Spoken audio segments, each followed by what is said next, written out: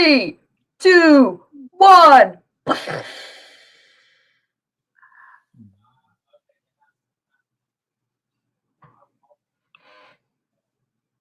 Oh, cool. StreamYard's lost connection to Facebook. That's always fun. I do love technology. Why? Why? Okay, StreamYard's reconnecting.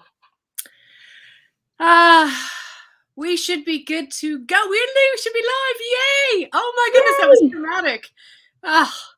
Got to love technology when it goes, oh yeah, no, StreamYard's lost your Facebook, so you can't go live. But we're live. How are you? I'm welcoming Heather Smith in the house. I'm so excited. So happy to have you here. I haven't talked to you for ages. I know. We connected. We did a live. We did a Clubhouse, and then we've just been busy. I don't see us in the Confidence Through Cabaret group. I don't either, but it says we're live. So I'm very confused. It says we're live. Oh, it just says we're live on YouTube. Okay, sorry, YouTube. I'm going to end the broadcast. Oh, I don't really want to. Let's see if I can do this. Ready to go live. Go live. Oh, maybe I can do this manually. Okay, let's just see. The magic of StreamYard. Mm-hmm. Oh, it says we're live. It says we're live in everywhere. It says we're live in 3 places. So we'll just do a second, because this is a whole trauma. This has never happened actually before to me. StreamYard is always usually really reliable. I see us. Do you? Amazing. Hello. Okay, so except for YouTube, hello and welcome everybody, because YouTube's already been welcomed. I'm here with Heather Smith, and we are, I know, we're going to have a catch up. We're going to have a coffee in the community. If you are with us, give StreamYard permission so that we can see your comments.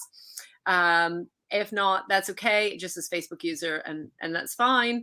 I'll put one of these up. Yes. So you're identify yourself. It's morning for you. Yeah, it's morning for you, right?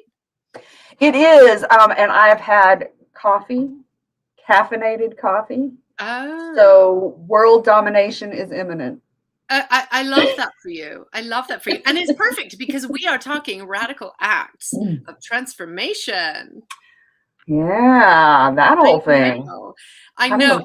I still have the banners from last time when we were talking all about, like, radical acts and, taking back control. And that just went down so well because it's such an important thing, not only as women, but especially as women. It's just so important. I concur. And that is just, anytime I tell somebody, when they say, like, what is Confidence Through Cabaret? And I say, it's about taking up space. It's about, raising your voice and sharing and doing your own thing. That is a radical act. It is, actually, truly. Yeah. I agree. Yeah.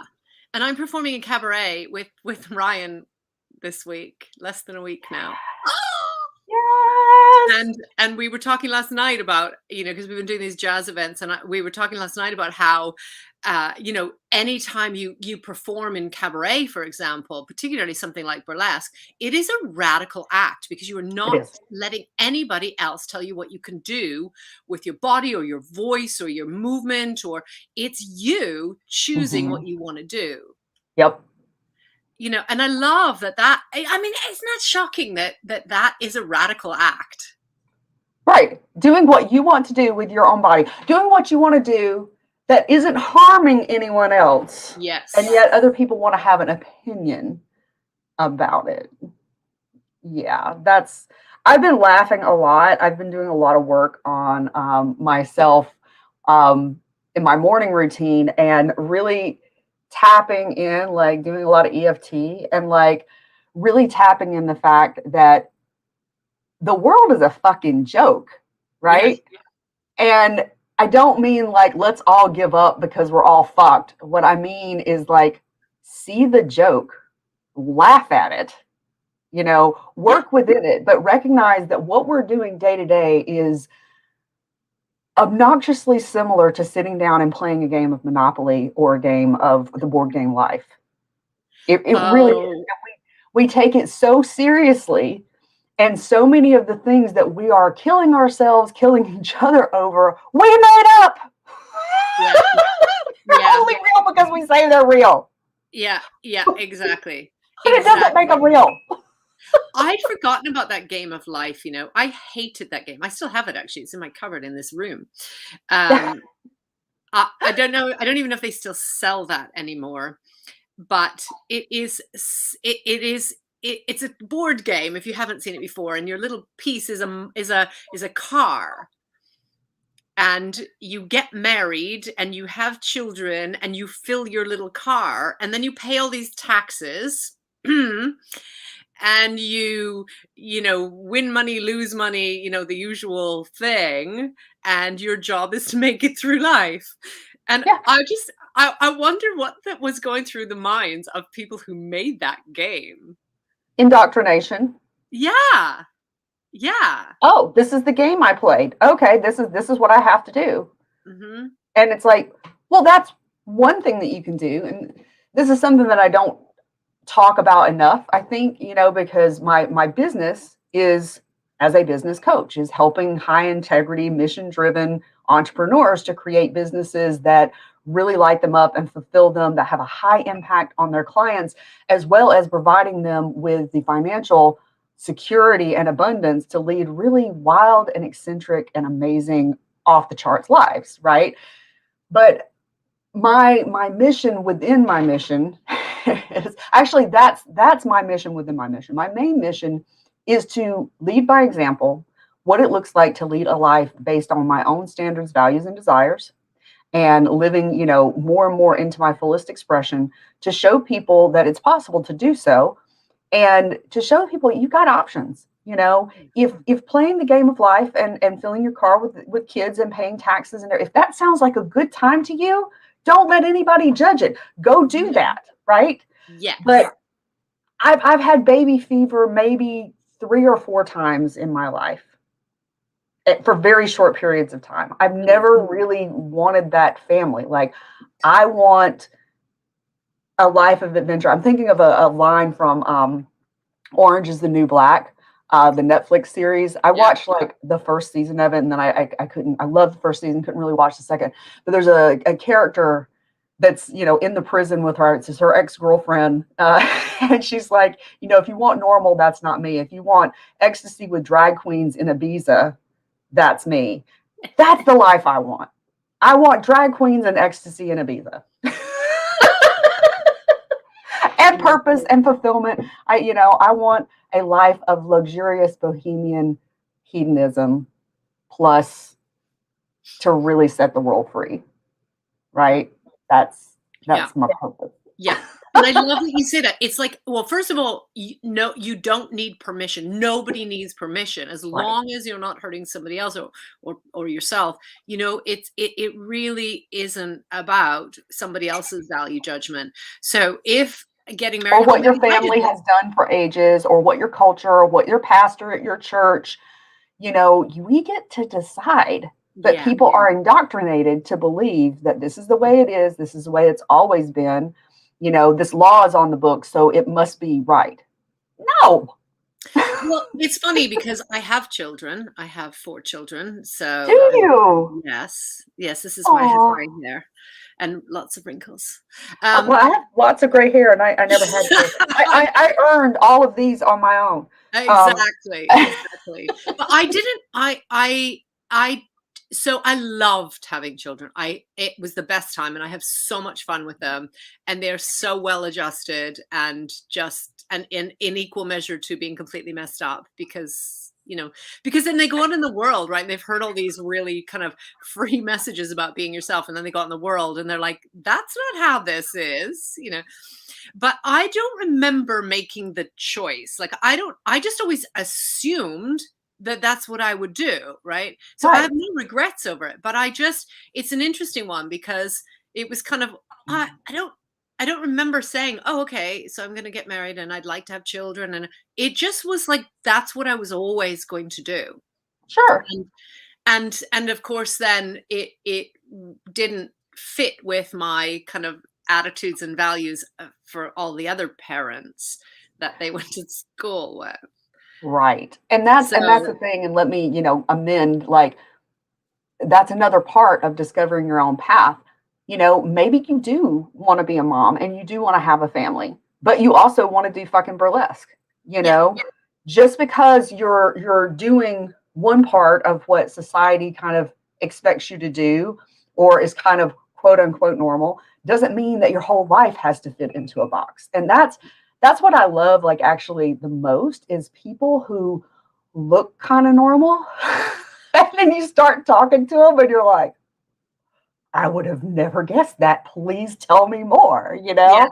I have a friend who is was a super high end escort, and like got paid to travel all over the world, and she's parlayed that into other types of business success, right?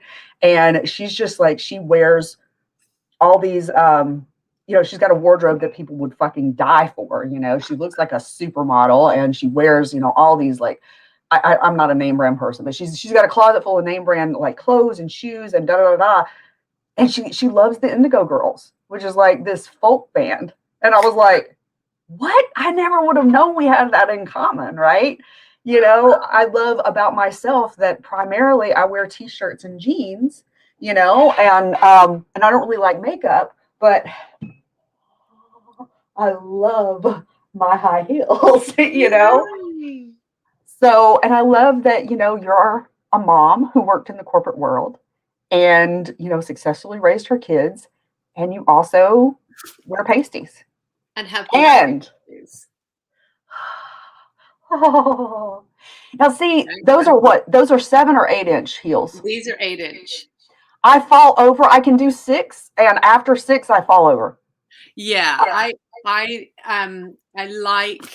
7 or 8. I find 6 a little too low. I find it's actually weirdly harder to walk in 6.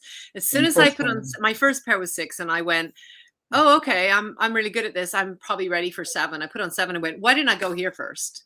Wow. And then I went up from 7 to 9. So I bought a pair of strappy sandal platform heels. They were red. They were fucking patent leather, just whore to the core. Just like, you look at them and it's like, hooker, and I fucking love them. And I tried over and over again to wear them, and every time I put them on, like the second or third step, I would fall over. And I was sure I could have overcome that, but I was like, 6 inches is good enough. And you know what? So is half an inch. Like I'm doing 2 performances this week. One of them is quite Valley of the Dolls, kind of like Perfect Little Housewife, but taking lots of pills is my theme. So I'll do all very cutesy. And I will have little heels, and they're like ballroom shoes, and they're pretty, and they're sequiny, and they're shiny, and they're nice. So, it doesn't have to, I mean, and, they could be flat for all I care. I mean, I was talking to Ryan about it, and I was saying, I don't know if my ankles are strong enough. Like, this is going to be a tough week for me wearing heels every day. And he said, "Oh, just wear bare feet." And I was like, "Yeah, but I want to wear heels, So I've got little cute ones. But then my second act is a very much a radical act, and it's calling out the kind of discomfort of fetish. It's like, you do you. Yeah. So I'm in the process right now of making a giant, full body size vagina. So that's how I'm in the living room right now. And I will be wearing these because it's like, I get to take power. And actually, when you put on your heels, you feel so strong. And what I used to think was, well, I'll put my heels on and then I feel fierce. But actually, you don't need them because you can still tap into that. You just got to learn how to tap into that. You can. And we talked about this a little bit at some point. And like, I know that the person I am in my heels is the same person that I am out of my heels. Yes. But the heels feel different. And instead of trying to like, and like force that feeling in, I'm like, I'm going to take the shortcut and I'm just going to put on the fucking heels. And, I want to say, for anybody out there who's like, I can't wear heels, or I hate heels, or I hate shoes, or whatever, it's about whatever makes you feel bold and brazen and fierce and empowered. And so if that's combat boots, if that's Chucks, Chuck Taylors, if that's barefoot, if that's, 2-inch heels, whatever that is. If it has nothing to do with shoes, like maybe for you, it's when you put on makeup, you become like, even if you just put on lip gloss, you become a fiercer, more bold, more empowered version of you. Then fucking do that, right? Yeah. It's about finding, what works for you. Like I do feel like a different person when I put on makeup, but it annoys me. Like the makeup on my face annoys me. Yeah. And but I found that like, and I hate fixing my hair, but it's something like I'll do. But my aspiration in life, it's gnat season here in Georgia, and so you can see me like swatting these fucking little gnats. But like, my aspiration in life is to wear like sexy jeans and like sexy comfortable tops with my gorgeous hair in a really nice ponytail, and wear outrageous heels everywhere. Like that is how I feel my most bold and sexy and powerful. It's like this tomboy hooker look. Yeah. But it's really tomboy hooker look. It's really interesting how we have these rules, right? So, before lockdown, I used to more or less drag people to cabaret shows, and there's always the question of what are you going to wear? And these are people who want to go, but just don't know how to walk into that venue, which I find uncomfortable for them. It's like you get to do that, and then I would say wear something that you wouldn't usually wear because you don't have the courage. And it was a really strange thing because they would and they'd feel so good, but it was almost like I was giving them permission. And I kept saying, you can't look to me for permission. You've got to give yourself permission. True. But if that's your starting point, is having somebody in your life, Exactly. And it's interesting that you bring that up, because part of the mastermind that I'm launching, and it's a business mastermind, but it's called the Truth or Dare Business Mastermind. I love that. Yeah, so it's group coaching and it's mastermind, but also within the community, the private Facebook community, we're going to be playing Truth or Dare every month. And so it's going to be like, you can choose truth and you can go do a live or a post either in the private group or on your profile or wherever about something that's a little vulnerable for you, and you're going to feel it's going to be scary, but you're going to stretch yourself. Your audience is going to see a new side of you. It's going to help you personally. It's going to help your business. The dare will be something like contact somebody that you really, really admire and ask to have a chat with them, or, since I do a lot on ethical sales, and people are like scared of hearing no. I want you to go out this month and I want you to go for 15 no's. And so these dares also, it's going to challenge you. It may be like I was in a challenge and they dared you to go do something you've never done before. And so I went and I took a Krav Maga class. Been wanting to do that for years, right? And for anybody who doesn't know, it's a mixed martial art. It is dirty fighting. It is not it's not taught as a sport for you to go win a tournament. It's taught as something for you to take somebody down in the least amount of time possible. I think children should be taught this at age 3. I think especially girl children should be, it should be part of like preschool curriculum, right? And I've been wanting to do it for years, but it took somebody kind of daring me to do it. And then I went and so I saw myself differently. It increased my confidence. And then I went and I posted about it and people saw a different side of me. It opened up a new conversation, So in addition to the group coaching that people will get and the mastermind of being able to speak to their peers and get good peer feedback, then they've also got this truth or dare game. Yeah. It's going to stretch them as a business owner, as on a personal level. It's going to increase the interesting factor of their social media, and it's going to provide really great bonding experiences because Heather and I are online allies. We met a few months ago and we've been able to collaborate and play and interview each other and keep up, inspire and challenge each other. Right. And this week, when I needed to promote my mastermind that's launching this week or next week, I sent her a frantic message because I should have done this like 3 weeks ago. But because I have built these good online allies, I reached out to 4 people this week and I'm like, hey, can you interview me? It'll be fun, I swear. And I'll interview you, you know? So these online allies, we don't talk about that enough. It is so fucking important. So important. For your business and your personal transformation, to be connected to people that are pursuing their goals, that are pursuing their lives and pursuing their growth. It is going to supercharge everything that you do. So I'm so grateful for Heather, not only for interviewing me, but just for being a light and inspiration. And by the way, before we get off, remind me to tell you, I met an amazing person yesterday that also, she has a total different side of confidence. She's an ex-Marine, and she teaches sexy confidence. And I was telling her about you, and she's really excited to connect. So don't let me forget. Yes. Oh, I can't wait for that. That sounds like a lot of fun. That sounds like a lot of fun, because it's interesting. I'm in the cabaret world, but I also managed a boys rugby team for 11 years. Right. Love it. You know, and we were allowed to have children. There was children, so they were 6 and then they became 18. But they overnight. Yeah, overnight. I'm sure it felt like that. It was overnight to me. It wasn't my children's team either. I didn't even have children in the club. My children are older, but they were allowed to have girls until they were 12, and then the girls had to go to a girls' team. Because the boys, once they hit puberty, it becomes very physical, and it's a physical game, and so they need to be allowed to be physical.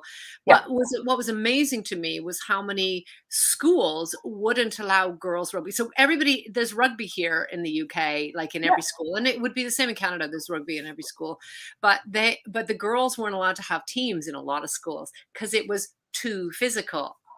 And I love when girls play rugby, or so, if that serves them to express themselves that way instead of all the little bitching and nastiness that goes on, right. Or, you know, like, let them express that. Get that shit out on the field.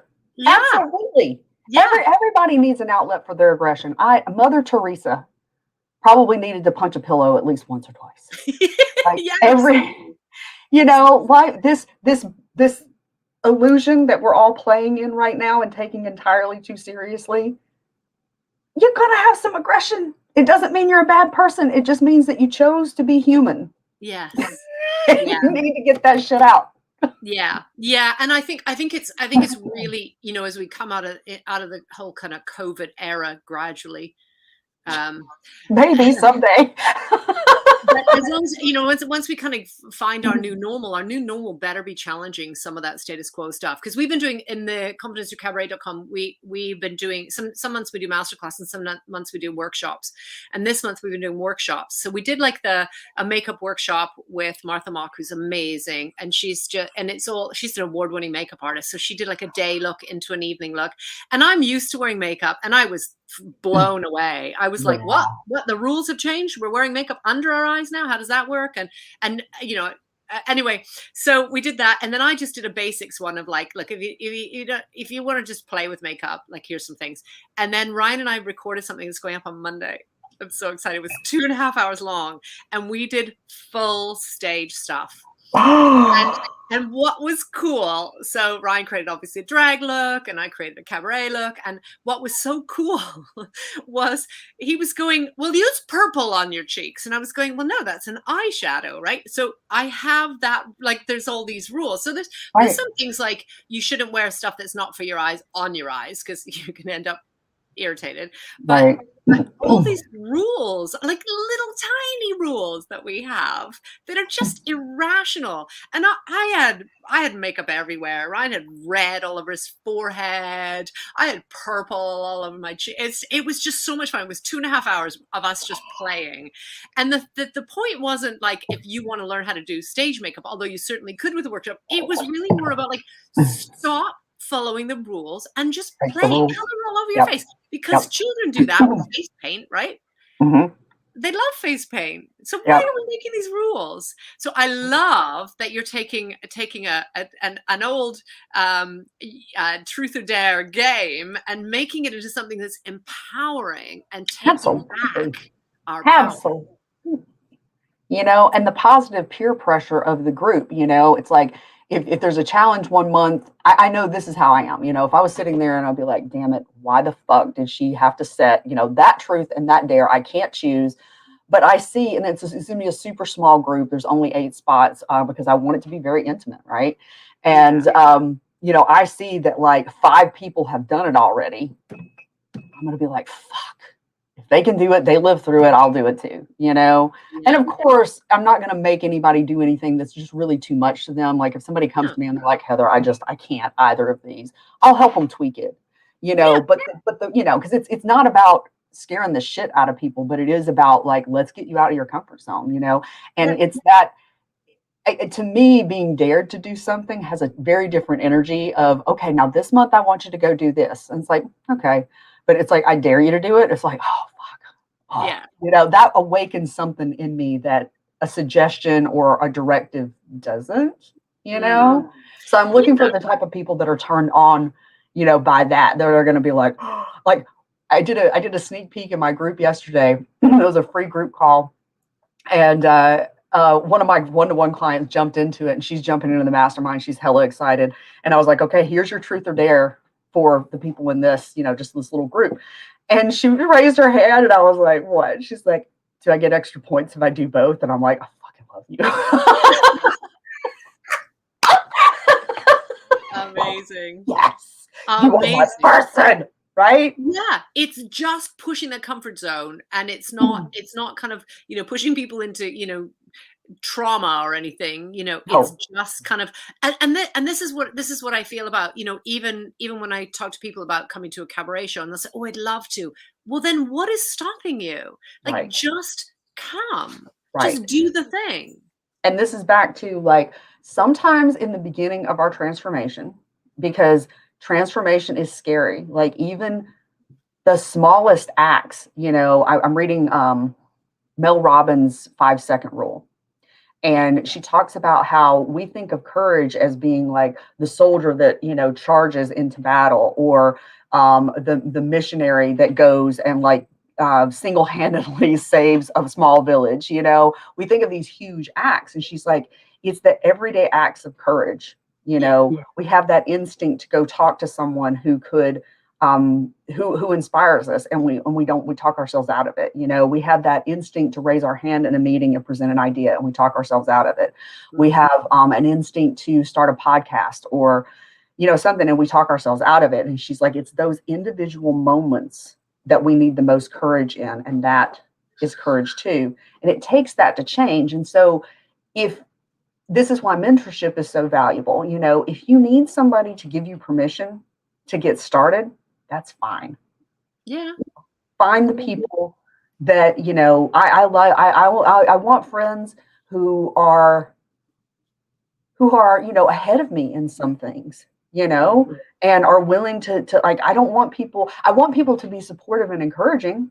But you don't want people who are only supportive and encouraging. You want the people who are going to look at you and say, you know what, Heather, you're fucking awesome, but I know you've got more in you. Yeah. You know, I dare you to up the ante. Like, what can you do to tap more into your badass in the next week? You know, I want those kind of people in my life. But I also want them to be those kind of people, and I can see them doing it because that pulls me along. Yeah. I had a friend said, a few years ago, and they were great. They were there for me whenever I needed them. We hung out all the time. If I was alone, it was because I damn well wanted to be alone. And I keep forgetting to tell you, I fucking love the Muppets. I made the funniest reference to Muppets about a week ago. But these people were like, they were really good to me. And we would sit around and we would talk about, oh yeah, I'm going to start this business. I'm going to do this. I'm going to do that. And finally I was like, I'm not really making traction in my business, and these people aren't really doing anything with theirs. It's all talk. When you're around people like that, it's very easy to sit around and just talk about it. And as a matter of fact, it's soothing. You know, that's how you fit in, and you start to at least subconsciously know that if you make a move, these people are probably going to resent the fuck out of you because you're doing what they're saying they're going to do, and they're not doing it. You know, and I didn't stop hanging out with them because of this. There were other patterns that revealed themselves. And I'm just like, you know, I'm really trying to grow. And these people are kind of staying where they are. And that's okay. But I really want to grow. And if I'm staying in this group that has a lot of this just inertia, I'm not going to grow, you know? especially if I'm dealing with, and this is something that I do with my clients a lot, is I talk to them about, it's your business problem may not be in your business. It may be in your personal life. It may be a health problem that you're ignoring, and it's making it so you can't focus and you can't concentrate and you're tired all the time and you can't get your work done. It may be that there's some problems and you've got some negative people around you that are sucking your energy, Yeah. and I had to, look at that stuff and be like, you know what? It's not what I want. I need this extra energy, because transformation, when Tony Robbins talks about, you can change your life in 30 seconds or whatever, I don't know the exact quote. Yeah, you can change your mind, but then you got to go take action, and taking those actions and continuously taking those actions and taking those 5 seconds of courage to like follow through on that impulse. That takes time, and it takes a lot of energy. So you can't be allowing yourself to be pulled down by the people and circumstances around you. Like, you don't have to look down on them. You don't have to judge them harshly because they're not on the same path as you. But you want to limit your time around them, if not completely phase them out of your life. Yeah, absolutely. And I think that if it's family, oh, family, then Jesus. it's hard to phase them out in a lot of cases. And you put this on because it's echoing. But if you limit your time and if you set your boundaries, and we've talked a lot about that in this community about setting boundaries, and then if you're resetting new boundaries today, people are going to push back because they're not used to having to abide by those boundaries. So you've got to stay strong, and you've got to know what you're trying to do here. And I think that bit about limiting it, like, if you've got to spend time around them, then thanks very much for your opinion. I didn't ask, or I don't want to talk about this, or I don't, I don't agree. We'll agree to disagree. Those kind of things are fine. You can be with them if you need to be with family, but you don't have to allow them to tread on your boundaries. Oh, absolutely. And, this is something else that I'm really working on lately. And it's stuff that, like, I know, but I'm like getting it like into my body, was at a conversation, a really ridiculous conversation with somebody close to me, a couple months ago. And I was told that my standards are too high, and that having these high standards, I was going to end up alone. And and my standards are, I don't want to be in a kitchen where people put trash can lids on the counter. Clearly, that's too high of a standard. And I don't know if I've ever seen a trash can lid on a counter, but anyway, carry on. Lucky you. So, but we do get those messages, subtly and more forthrightly, that you're not allowed to have standards. You're not allowed to have boundaries. Who are you? Who are you to have standards? You're stuck up. You're snooty. You're a bitch. And I'm glad that incident happened, because it's causing me to see how this has been a theme, where I have backed off of my standards, and I have told myself I'm too sensitive. I'm being too particular. That doesn't really matter. No, fuck that. It matters to me. Yeah, absolutely. Absolutely. Yeah. And I think, for anybody that's watching this, I know Fahim was here with us a few moments ago. If you've got, children, then it's even more important, because you can then say, do you want them to have, I want them to have boundaries and standards. Right. Then follow them yourself. Because, your children are going to copy what you're doing. Yes. And leading by example is a radical act. Setting boundaries, owning your worth, owning your standards, values, and desires, and your self-expression is a radical act. And it sounds really simple, and it's not until you start practicing. And every time you make that choice to stand in your standards, values, desires, your worth, your self-expression, you get a little bit stronger. and it gets a little bit easier.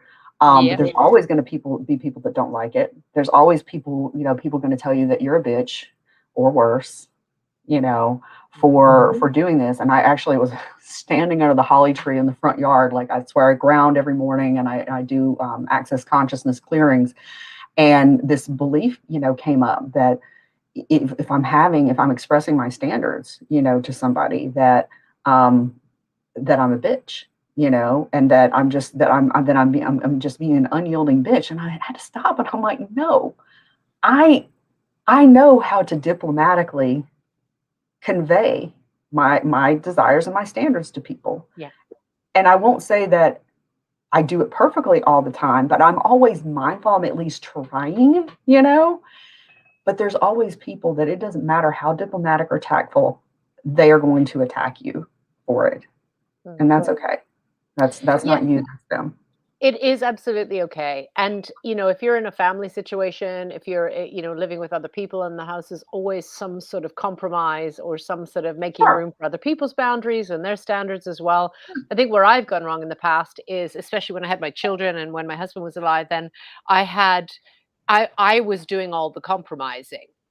Yes. And what I didn't, well, actually, I did recognize it and I did resent it, but I didn't acknowledge it, I think, is a fairer way of saying it. I'm the only one compromising. I'm the only one considering your standards and boundaries. What's happening here? Yeah. And I didn't call it out. Mm-hmm.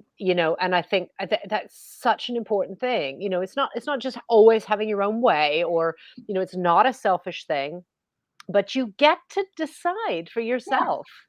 Yeah. You get to say, like, hey, listen, can we talk about this? When you do this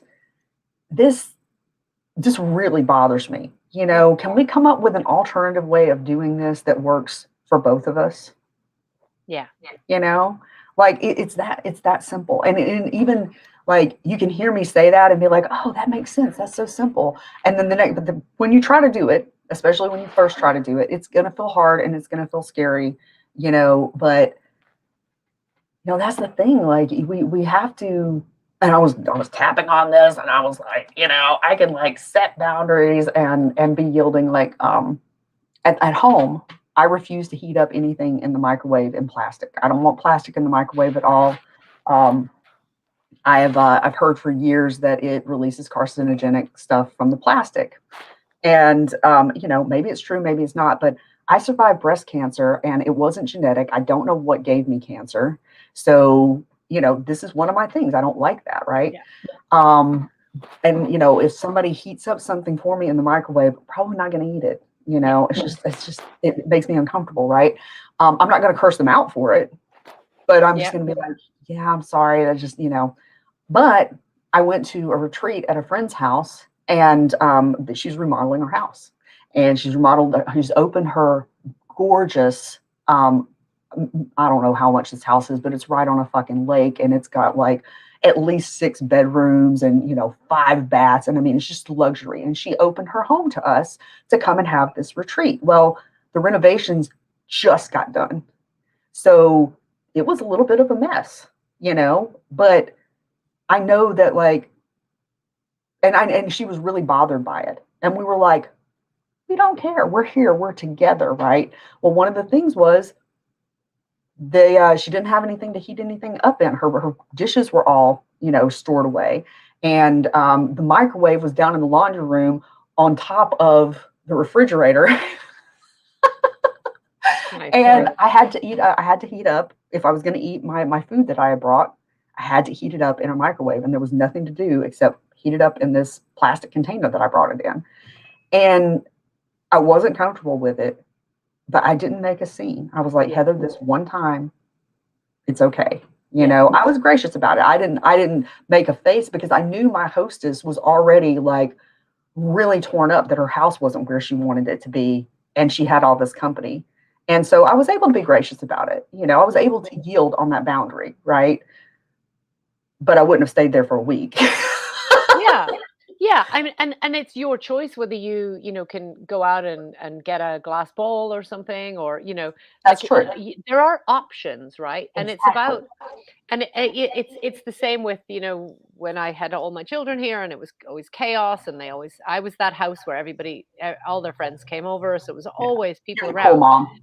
But I had choices, right? I just and so I think it's a matter of saying, okay, so what can I do? Well, I've got these options. I can stay here and use plastic. I can go out and buy a glass bowl. I can, I don't know, put it on a paper towel. Or there's all kinds of different things, because I also don't heat up in plastic, because I also had breast cancer, because we have the same life. Oh, wow. I don't know that I realized that you had breast cancer. Did you know that I was Yeah. a cancer survivor? Yeah. Yeah, I Okay. did. I'd forgotten Yeah. that about you. Yeah. Wow. When Yeah. did you go through? Mine was 2018 through most of 2019. So I had my all clear last year. So I've had my 5-year all clear. Oh, congratulations. Yeah, thank you. I know. Amazing. And I went for my mammogram this year, and uh I'm not thrilled about having so many mammograms, because I've had a lot. But and I know that is a lot of radiation, and so I'm not thrilled about that. But anyway, I went for my check this year. I don't have to have annual checks, but they gave me one this year. And I was really kind of freaked out, because I'd had my all clear. It was almost Mhm. like, okay, so now I'm starting again. This is year one, Right. and that actually kind of bugged me more than year 3 or 4, because Interesting. I yeah, because I wasn't kind of under care anymore the way I had been for 5 years, and I Right. felt very secure in that care, because I was, Right. yeah. So it's an interesting thing, but also, my late husband passed away with Alzheimer's, and there's a lot of stuff in 2019 as well. So he was diagnosed the same year I was, and so yeah, yeah, it's the whole thing. So he passed away in 2019, and then but there's a lot of suggestion that heating plastic is can link to dementia, and Wow. because of the plastics as well. And I just thought, okay, so there's lots of stuff that's happened that I've gone through without choice, but not heating plastic is a choice. But Right. it's not really, we're not getting, like, if you want to heat it plastic, you guys go for it. But it's not really Right. about that. It's more about saying, okay, so what are my options, right? And then we What am I control the controllables. exactly? Exactly. What are my options here? And I didn't even think about like, well, I don't think I wasn't thinking ahead about the whole thing, but you're absolutely right. Like I could have gone to a grocery store up the street and grabbed, a Pyrex bowl, it was vegetarian chili. I could have eaten it cold, Another but option. yeah. So I mean, I had options, and I thought about the eating it cold, but I was just like, okay, I don't normally do this. My body can handle this, this one Yes. time. But if I've got any other easy option, I'm not doing it, and I don't have to Yeah. be a bitch about it. I could just be like, you know what, I'll eat later. I mean, there's options, Sure. right? And one of your options was to make your host feel comfortable, and to honor how they're feeling. And that's another Yeah, choice, right? And you chose exactly, that. And that's exactly. wonderful. And that's thoughtful, and that's kind. And that's, and like you say, it's not a week, it's just a weekend, and it'll be okay. Everything is okay, but that was really good for me to draw on that experience this morning as I was tapping and clearing, and it was like, no, I'm my intention is to always be gracious and loving, and when I'm setting boundaries, I'm trying to be closer to someone, right? I'm communicating with them. I hate the word try. I'm communicating with them with the intent of making the relationship better and allowing Yeah. me to be able to spend more time more comfortably around them. Now, it gets to a point where you're having to set, there's people that I would love to spend time with, but I think about how many boundaries I would have to set in place. And it's like, at that point, it's like, okay, we're just not compatible. Like, Yeah. I just gotta love Yeah. that person from afar. Um, and it's not about controlling people.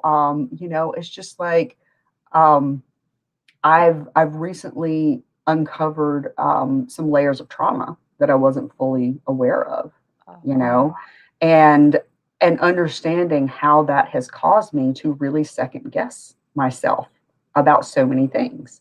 And you know, that includes, oh, I'm just being too sensitive. They didn't really mean that. You know, really just being too, it's one thing to be compassionate and it's one thing to give people the benefit of the doubt. It's a whole nother thing to go through your life, second guessing everything and not trusting yourself because you're being gaslighted, that sort of thing. And, you know, really coming to a point this week and like, you know, like as soon as I feel uncomfortable, I have a right to say something or to remove myself from that situation. Yes, absolutely. Absolutely. And to, you know, at this point, and I'm like, well, what if I piss people off? And I'm like, so what? You know, somebody used to say something when I was in recovery. This old timer who had like 20 years of sobriety. He was like, you know, if in a situation, if somebody is going to be pissed off, no matter what happens, that person isn't going to be me. So in other words, in this situation, I'm either going to be pissed off because I'm not going to stand up for myself, or this person's going to be pissed off because I did stand up for myself. He's like, I will choose standing up for myself. Yeah. And I have to remind myself of that, you know. And these are all like radical acts of transformation. And if you're pursuing a really amazing dream, you know, whether it's to be a cabaret dancer or to have an amazing business or to do ecstasy on the beach with drag queens in Ibiza, you know, whatever you're doing, the person that we are that can dream the dream is not the person who can live that dream.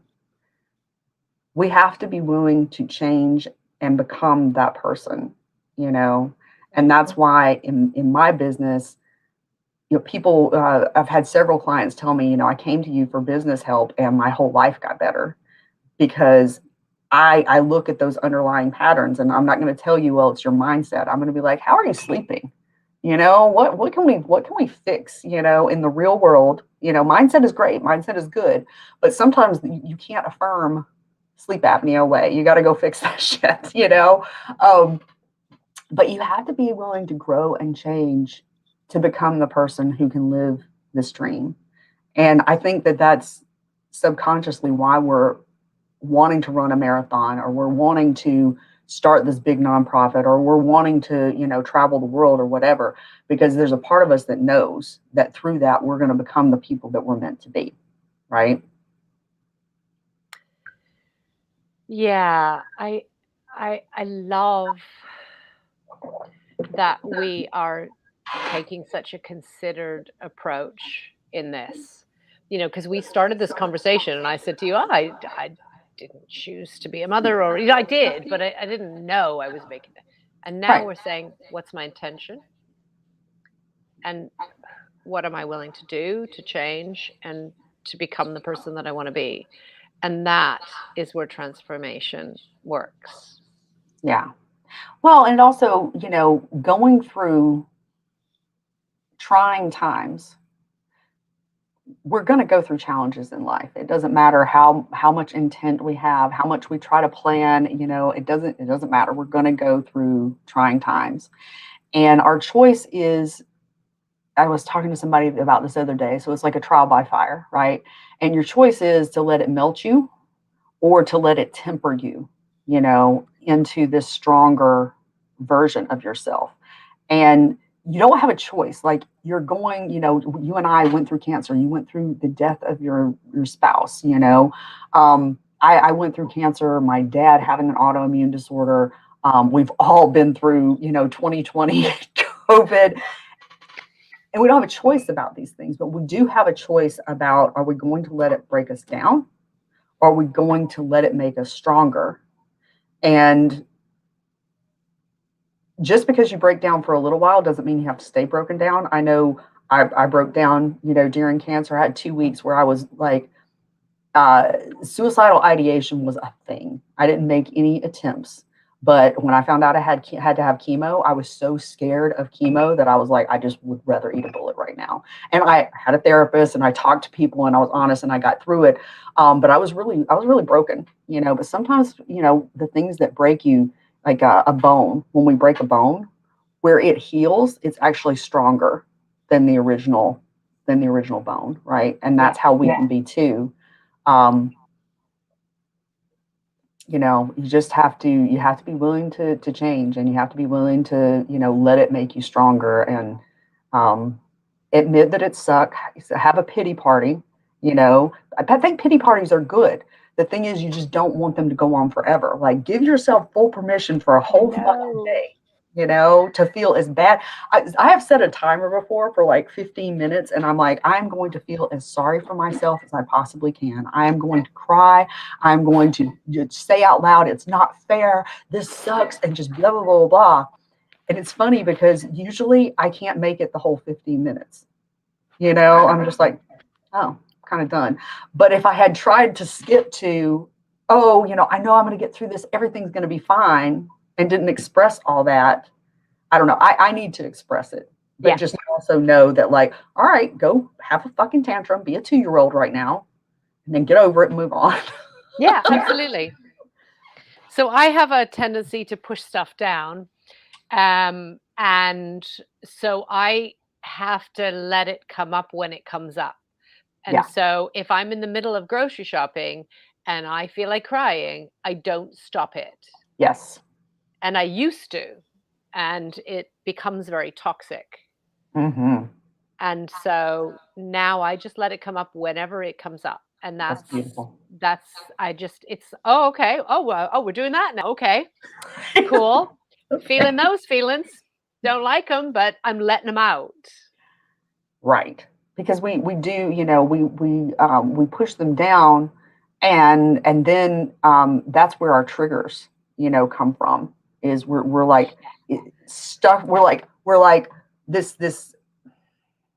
You know, feelings don't have to be explosive. Like, if we can just feel them and let them pass through us, you know, fine, you know. But when we stuff them down, it's like they become like a powder keg, and we just keep, you know. And that's why somebody will do something that's, you know, maybe really not that all that consequential, and we fucking lose it because we're like sitting on this powder keg, right?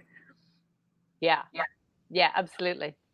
Well, I love that you're doing that you're letting yourself just cry when you need to cry. Because I know when I got my diagnosis, I had so much going on. My dad was really sick. I was working a job that I fucking hated. I hate that word. Why am I saying that word so much today? I was starting my limo company and working a full-time job and taking care of my dad and doing all these follow-up appointments and getting ready for cancer treatment and da da da da. And I didn't let myself cry for 3 months. And like the night before my mastectomy, I was like, finally I can cry. And I had to watch Still Magnolias to get started, you know, because I had stuffed it down, you know, so much. And there's probably still more that needs to come out. You know, you can't stuff that shit down for 3 months and expect to get it all out during, you know, one funeral scene. Yeah, it's a good way to do it though, because it's fun. It's fun, and there's highs and lows in those kind of movies, you know, where there's some laughter and some. Yeah, Terms of Endearment's another good one for me. Oh yeah, I should put that in my arsenal. I have to have cry porn. I didn't cry for my whole adult life until the day my husband died. I didn't know how to access it. I wanted to, like, mentally, I was like, okay, cry. No, it just wouldn't come out. Wow. And I saw a kinesiologist, and she did all. We worked for months, and she was like, I'm going to make you cry. And I was like, just can't. And then I could not stop from the moment I got the call from the paramedics. It was like, boom.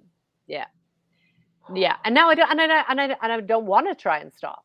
You know, now I want it to come out. I'm like, oh, there was a lot of crap in there, you know. Yeah. And I have to, a lot of times I'll feel like crying, but I can't make it come out. And so if you go on YouTube, you can literally type in cry porn, and people have made compilation videos, or they've put in like the end of like Marley and Me, where like the dog's being put to sleep. Like, I've had to watch that scene a few times to get myself crying. There's Disney, like saddest moments in Disney movies, like just evil shit that you can't help but cry. But like, I need that to cry sometimes, you know, and sometimes I can just cry on my own. through the breakup that I went through this year, I did give myself permission to cry, and I did a lot of crying. And then I got to a point where it was kind of stunted and I couldn't access it. And then I, watched my cry porn, and I it love worked. that. Yeah. So I had an abusive marriage, and I think which was a lot of. So my parents weren't abusive at all. My mother didn't give me particularly great language patterns Mm. that I've internalized, but I didn't. I can see how one relationship went into another relationship. I can very much see the connections Mm-hmm. in hindsight. And but I didn't. I just stuffed it all down, and I was very good with the boundaries because I've always been really good with the controllables, and I was very much okay. But those are your issues, and they're not mine. And I didn't internalize his issues, and I was really healthy about all that stuff. And so I thought, oh, this is I'm doing this. Like I could. All right. This is working. Yeah, it didn't work. I was clearly just stuffing all kinds of stuff down there. And so, all of this stuff on top of each other, being a full-time carer when my late husband got sick, and having my own stuff and having my children, and just all kinds of stuff. And I just think it became this like permafrost because I Mm. was frozen, and Yeah. I didn't you cannot. So it's wonderful for us for in that scenario because you don't have to face anything, but the problem is you don't get highs and lows, which means you don't get the highs. Right. Yep. Yeah, now it sucks because I have to have the lows, but I get the highs that I never had before either. I was just like, you know Yep. Yep. so that's life, right? Is to be able to experience all of these things and to be able to feel that fear and do it anyway, and that Yes. is courage. Yes. Yes. And if you're not familiar with Mel Robbins' 5-second rule, have you ever heard of it? Yeah. Oh yeah. Yeah. Yeah. The book is amazing. I really loved it because it gave so many examples of real world examples of people using it. But you can find it on YouTube.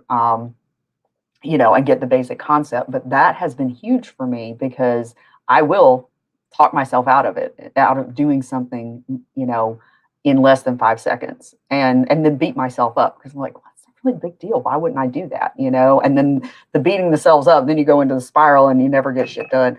So that's been really life changing for me, like in the last month, but also really stepping up my self care and tapping and affirming, daily that, I fucking matter and I'm a fucking badass, and like owning my badassness. And, I love helping other people. I can see the badassness in others, and I love helping them to unleash and reveal, and see, their inner badass.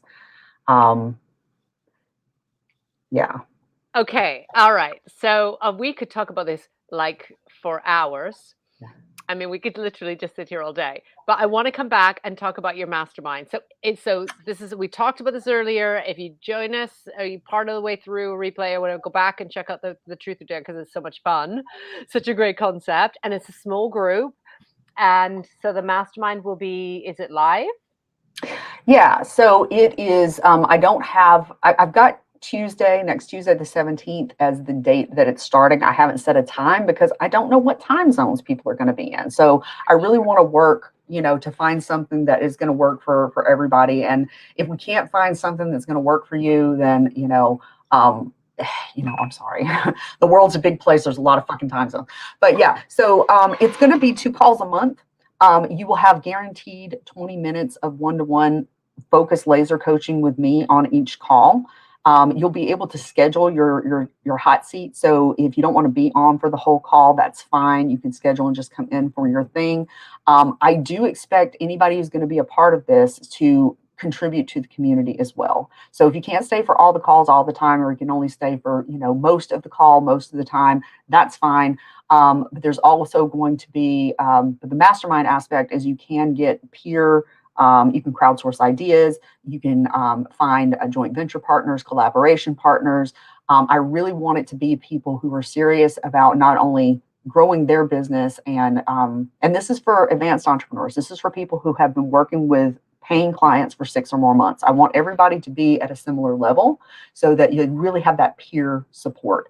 I also don't want, new entrepreneurs in there comparing themselves and killing themselves because they're not at that level. I'm launching something amazing, a Truth or Dare for beginner entrepreneurs, a foundational Truth or Dare in late September. But this right here, that's starting next week, it's open enrollment.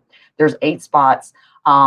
Each month there's going to be some kind of bonus for not only my new people, but for my existing people. I don't know why people only give bonuses to like new people. That's silly to me.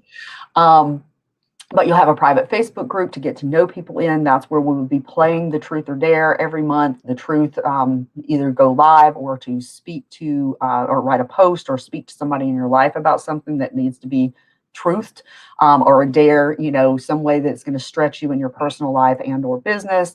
And it's just going to be a lot of fun. It's really about creating community. It's really about you scaling your business in a sustainable and ethical, high integrity way, without overwhelm, without, team no sleep, hustle culture bullshit.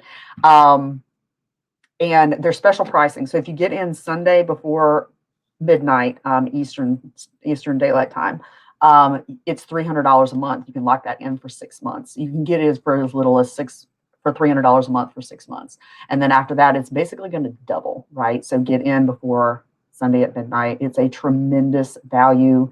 You will grow as a person. You will grow as a business owner. You will raise your prices. You will raise your sales conversions. I'm a badass. Help me to help you to bring out the badass in you. Nice.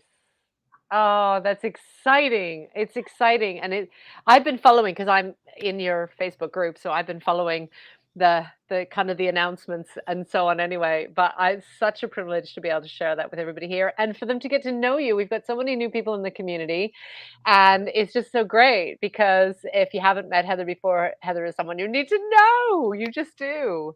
So how can people get hold of you? So the best way right now is through Facebook. I am on Instagram, both Facebook and Instagram. It's at Heather Wild Coach. Yeah, Heather Wild Coach. I'm recreating my website. It's heatherwild.com, but it's not up yet. So just reach out to me. Basically, you can talk to me on IG. If you want a faster response, talk to me in Facebook. If you can go to my profile. There's several posts and there's links for the application in the comments. So how it works is you go and you fill out the application, and then you will be given, after you submit the application, you'll be given a link where you can book a consultation. Okay, this is not a sales call. I don't know you yet. If I don't know you, then I don't know whether I plan to pitch to you or not. So you fill out the application, you set up your time. I will review the application within 48 business hours, and actually I'll be reviewing over the weekend too, because the deadline for the special pricing is midnight on Sunday. But if I feel like you're a great fit, if I feel like this would be a phenomenal right next step for you, then I will reach out to you. I will confirm the appointment. We will have a chat. We will see if we both feel like it's the right next step for you. If I feel like something else would serve you better, I will let you know, right? So it's the application, and then we have a talk and we see if it's the right fit, and then hopefully we agree it's the right fit for you and you come in. So you can get that application, and not very long, but I need to know where you're at and where your head is at. Is only high integrity entrepreneurs, people who are here for a mission to create a life of adventure and wealth and freedom for themselves, but only if they're being of highest service to the people that they're here to serve. So yeah, I think that's it. I'm really excited about it. It's going to be so much fun.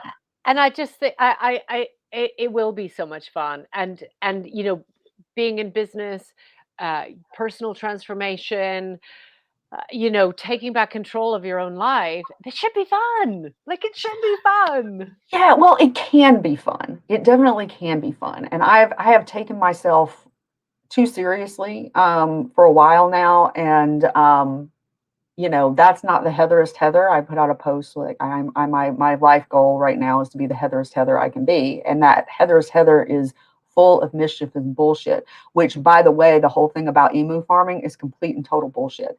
That is just bringing in, I have on my profile and on my new website, I talk about things I'm expert in, and, ethical sales and marketing, and, radical personal transformation and outrageous heels, those things are true. I'm 100% an expert in these things. I don't know everything, but I know a whole fuck of a lot, and I can definitely help you.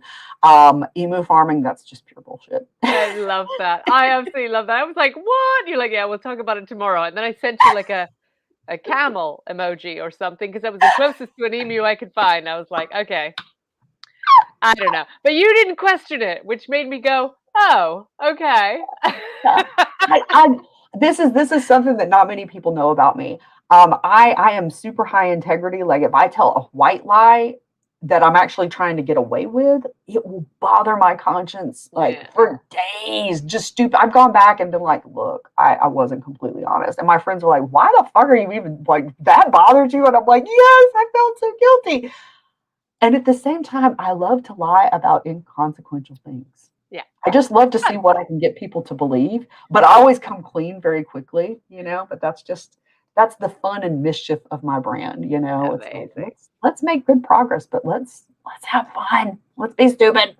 Yeah, absolutely. And even when it's tough, you still got to find your humor.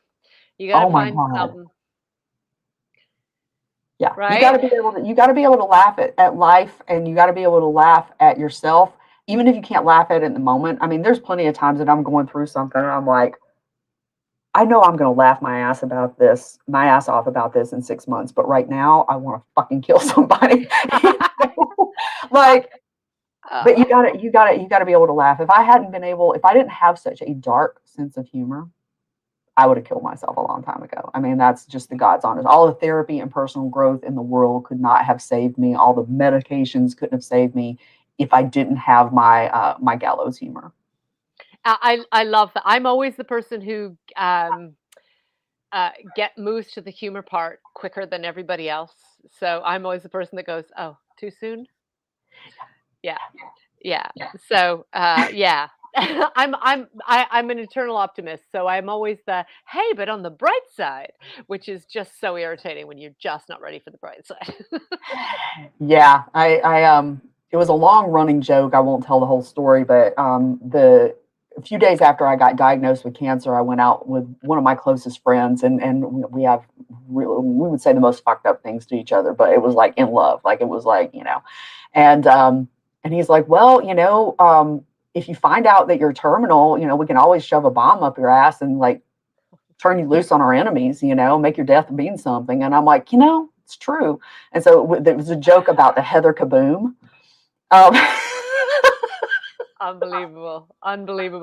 Okay, so this is the thing. You have to have these friends where your conversations just aren't fit for public consumption. Like Ryan and I say the worst things to each other, like the worst things, and it's never a surprise, but it is funny as hell. It just is. Yeah. And you have to have those friends where you can go, yeah, this isn't like there's no judgment on this. There's no malice or bad intention. It's just humor. It's just humor, right? Yeah. And even within that, you have the right to be like, I love you, and I know you weren't trying to attack me, but that was too far. Like, please don't joke about that in the future. Yeah. Right. Yeah. But that's the people with that's actually on the application. Like, if you don't have a good sense of humor, we're not a match. If you don't have kind of a twisted sense of humor, we're probably not a match.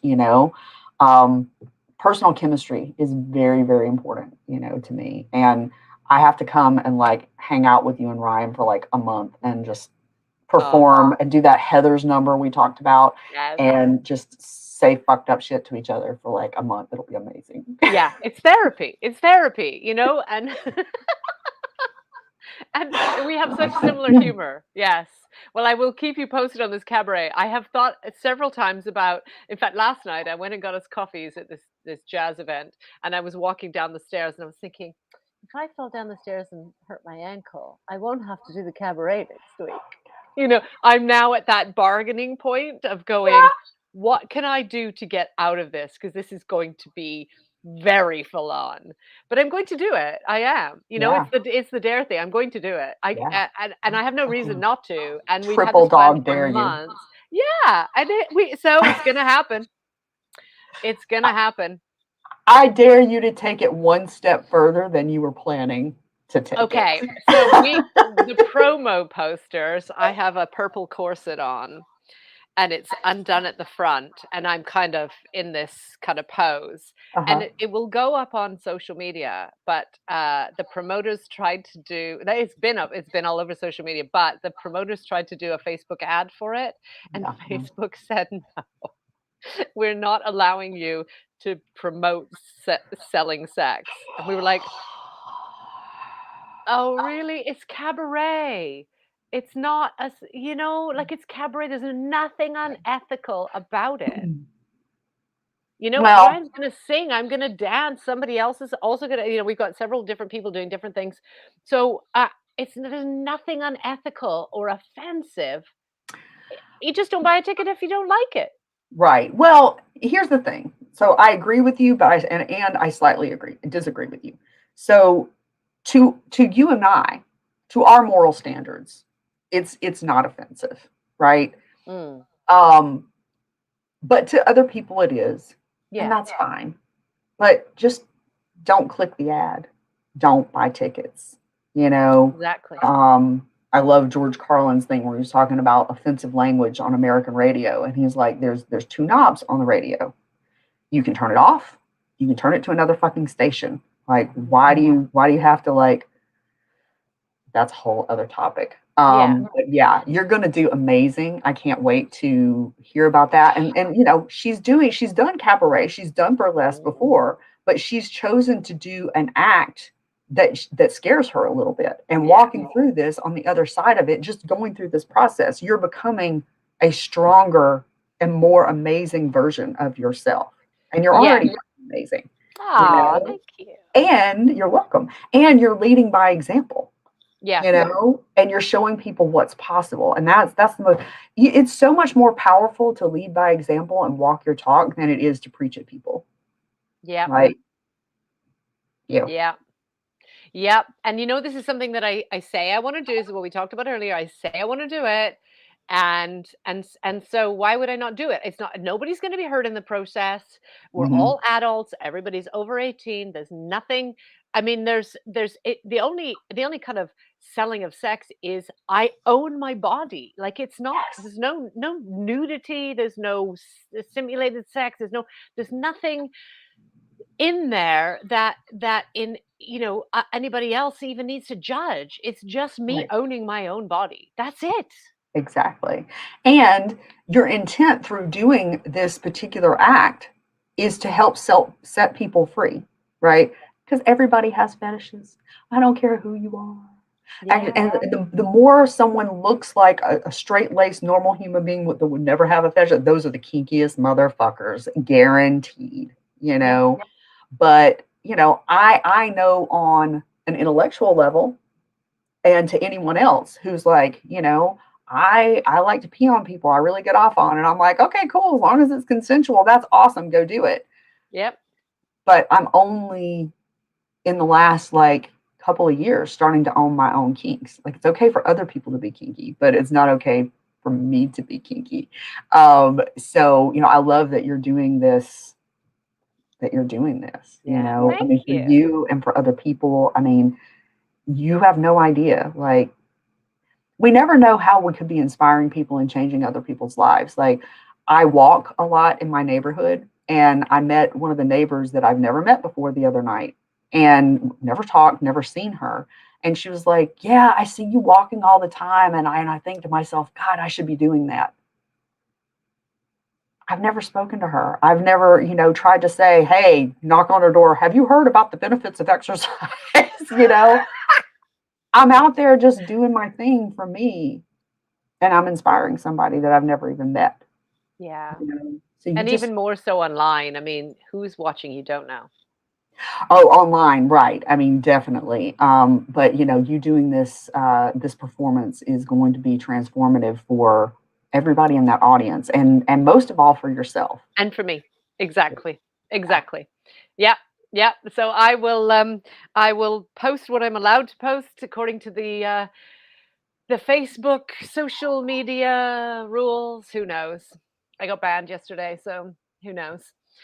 I know. I know. I know. I've only just got my rights to comment back, and all I was doing was dropping links under a post that said, "Drop your links."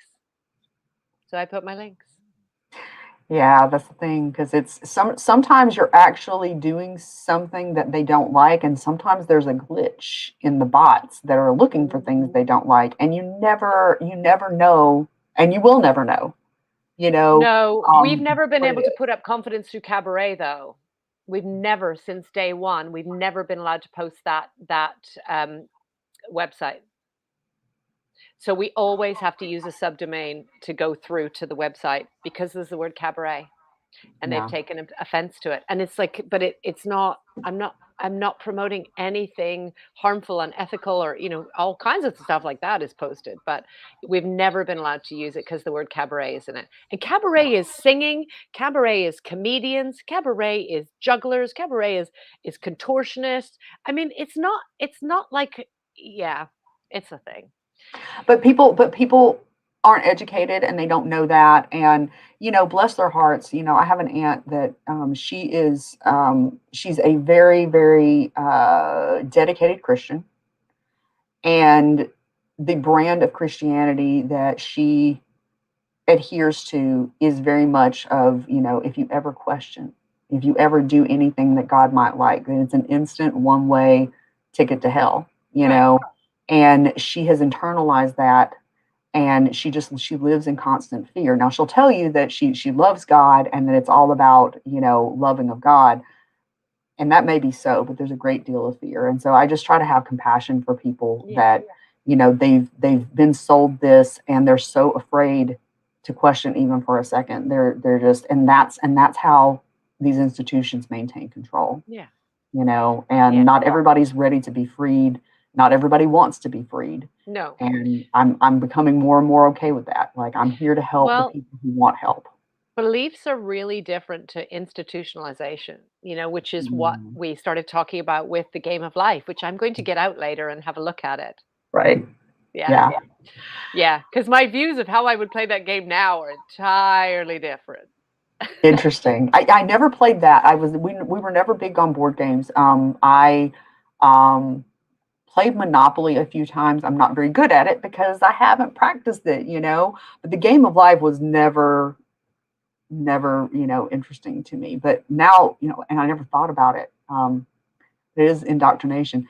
Um, did you know? I think you'll find this interesting. Do you know the history of Barbie? The true history of Barbie? I believe they were the creators' children, weren't they? Weren't they brother and sister? Oh, maybe that's just a whole rumor. I've never really thought about it. Barbie, the Mattel doll. Right. So back in the early 1900s, there was a comic strip in Germany, and I believe the character's name was Lily, and she was a call girl, and she was very sassy, and it was very out. It wasn't like Holly Golightly in Breakfast at Tiffany's, where it's kind of hinted at that she's a sex worker. Like, she was a sex worker, and they made these dolls complete with pubic hair of Lily, based on this cartoon. I think her name was Lily, based on a cartoon character. And the owner of Mattel and his wife, and she had nipples. The owner of Mattel and his wife were in Germany, and the wife was like, "This doll is so cute." And so they brought her to America, changed her name, took away her pubic hair and her nipples, and she became Barbie. Wow. Yeah. And there was a reason I started on that story. There was something that popped that into my head. Maybe I'll remember it later and tell you. But there was a reason. There was a reason behind that madness. But nonetheless, I thought you would appreciate that history. Interesting. It is interesting because, like a lot of us grew up with Barbies. UK, they had more. Cindy was the doll. Oh, Yeah, Cindy with an S.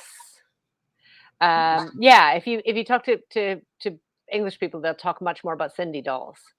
They'll know who Barbie interesting. is, but Right. they were more into Cindy.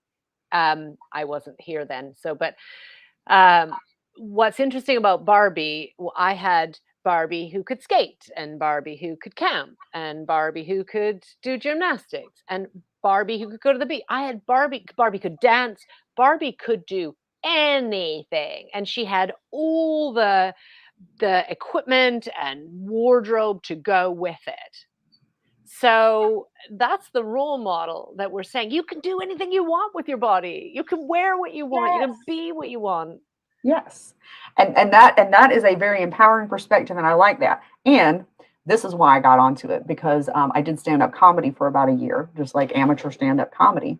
And I was all about my life as a sex worker because I wanted to raise awareness and have people be like, oh, I met a sex worker. They're actually real human beings, you know? So one of my jokes, you know, as I talked about how this whole history of Barbie and about how Barbie, you know, like there's veterinarian Barbie and there's astronaut Barbie, you know, and this is one of the things that you go through as a sex worker. People ask you what you do. I'm a legal secretary. You know, no, I'm not a stripper. I work overnight at, you know, answering phones for an international legal conglomerate. You have to come up with all these cover stories. And so it kind of works with Barbie's history that she's like this, that, and the other thing, because she's like, I'm not a hooker. Oh, that's amazing. My tax forms clearly say that I do this. And we're talking about board games. This is how I got on this.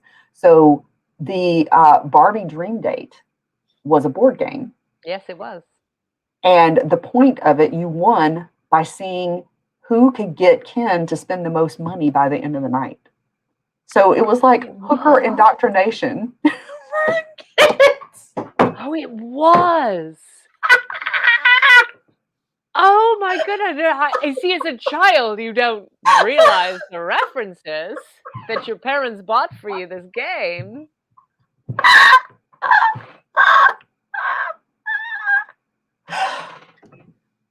Oh my goodness.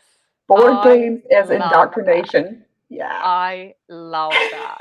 I have a whole wardrobe in my living room where I'm sitting right now. I'm going to go in that cupboard and start pulling out games and questioning the motives. Right? It's like, was this really for fun or was this really just indoctrination? Hilarious. Oh my goodness. I love talking with you. I just want to come back to your talk. We were talking about radical personal transformation, Truth or Dare Mastermind. Get in touch with Heather, find out more about it, do the application, do the thing, have the consultation, see if it's for you. And if it's not, then see what else is for you. But take the time to just get in touch and really find what you need for your transformation. Yes, business and personal, and know that like whatever changes you're making in your business, whatever changes you're making in you know, progress toward big goals that you're making, whatever you're doing, you're going to have to change on a personal level too, and find the support that's going to help you do that, you know, whether it's me or not, you know, come follow me, come play with me. If you've got a twisted sense of humor, share your twisted sense of humor. You know, tell me all about why you're a badass, because I'm going to celebrate it and it's going to be fuel for my badassness to burn brighter. You know, you're already following Heather. Heather is amazing. I got to learn some things about Heather today that I didn't know.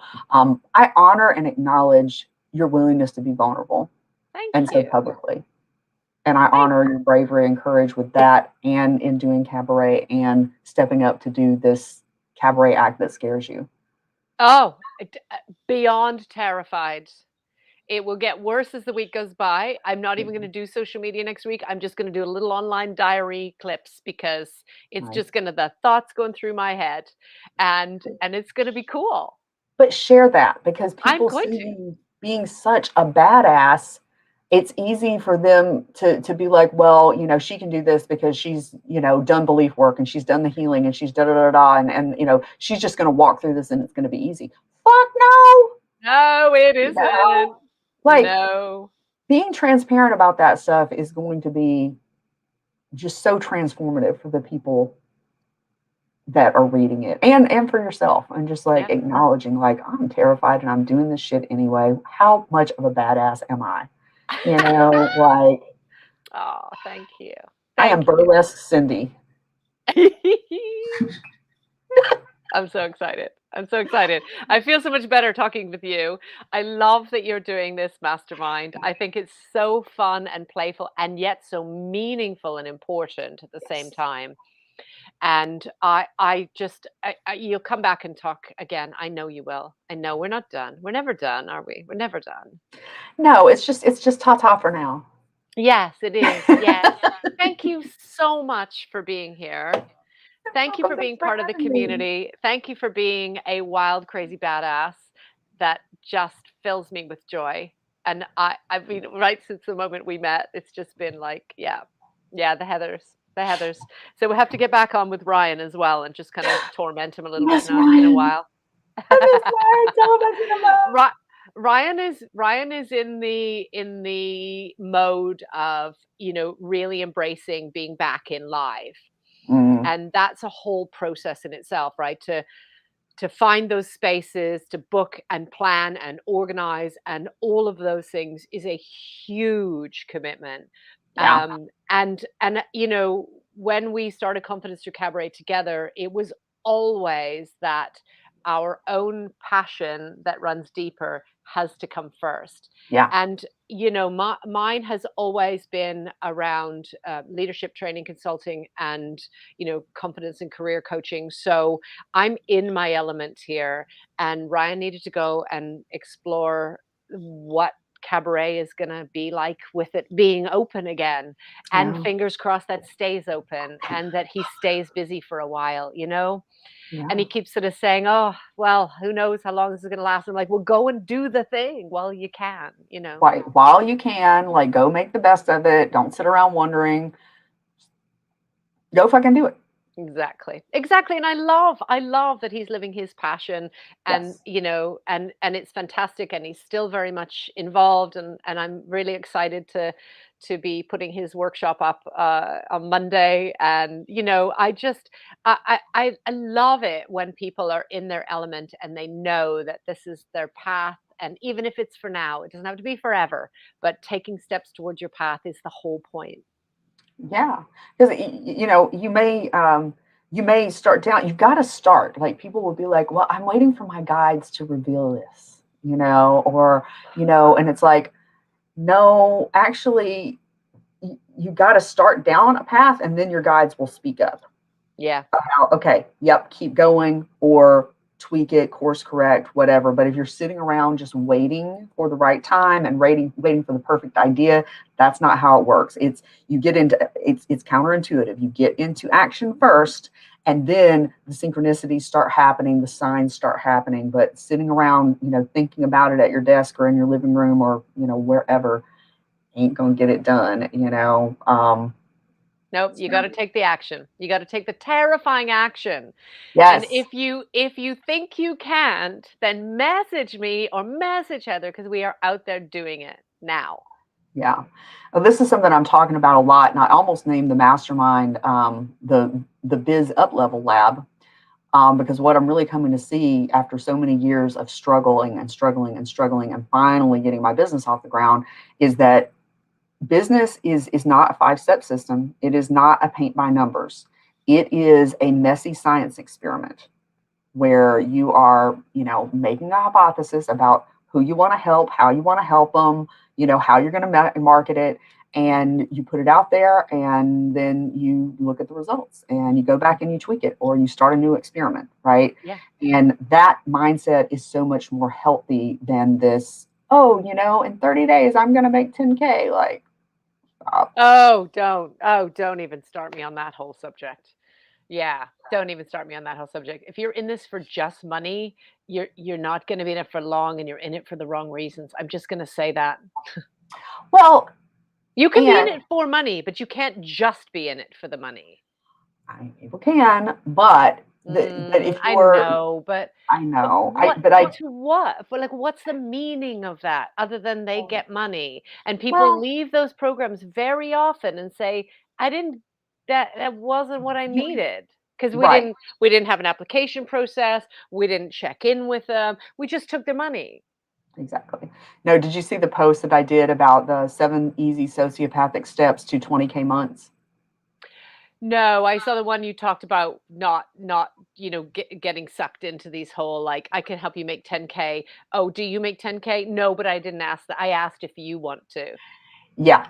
Yeah. That's the post. So there's a Oh yeah. post and then there's a live, that I talk about how that is a strategy, is to ask people, do they want to make 20K months, 10K months, whatever, and then let them assume that you are making 10K months or 20K months or 50K months, and that you know a way for them to do it. And then you sell out your program based on that. And then you talk about leadership and energy and alchemizing shadows and all of this stuff that's legit. But if you don't have a strategy, it doesn't matter. All of that stuff can benefit you, but it's not going to make your business take off. You need a solid strategy. And then when people don't get results, and this is back to the Muppets thing, when people don't get results from your program, you blame it on their money mindset, their inner child wounds, their shadow, Mercury retrograde, the fucking Muppets, or all of the above.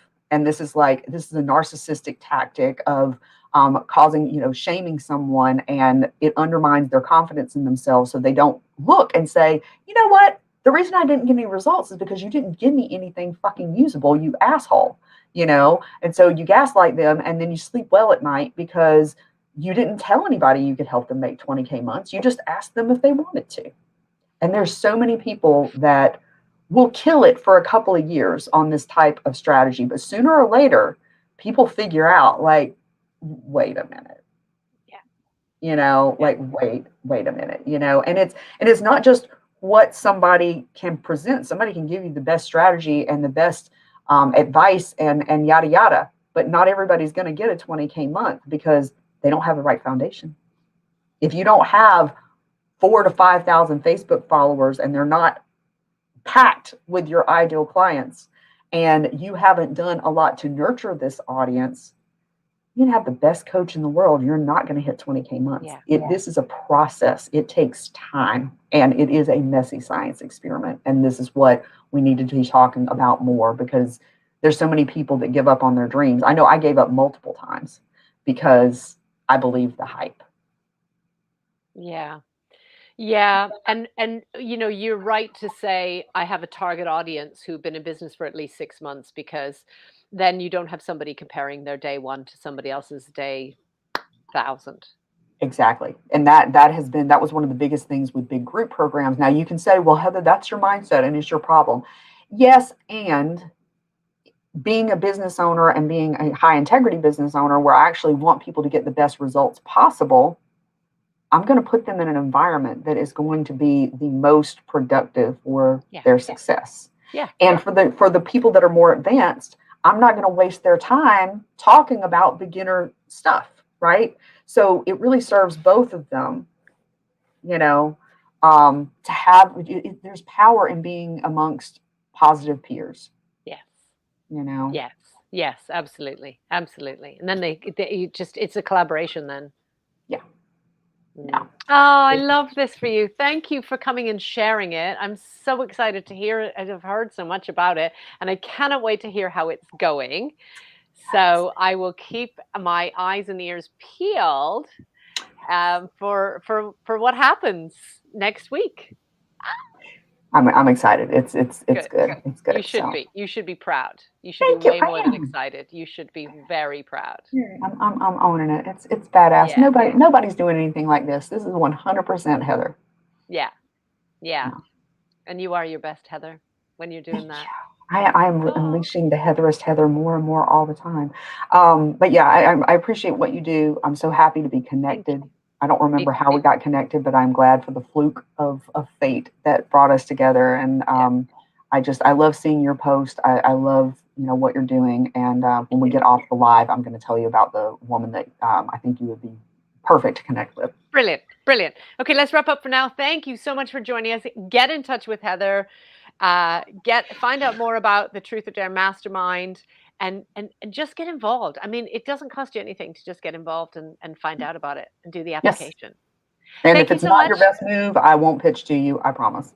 Amazing. Thank you so much for being here, Heather. I am Heather. This is so weird. I'm Heather. You're Heather. We're all Heather. I'm reminding you that it is your body, it is your world, and it is your stage. Take up space. Yes. Second all of that. What she said. But she said. Bye for now, everyone.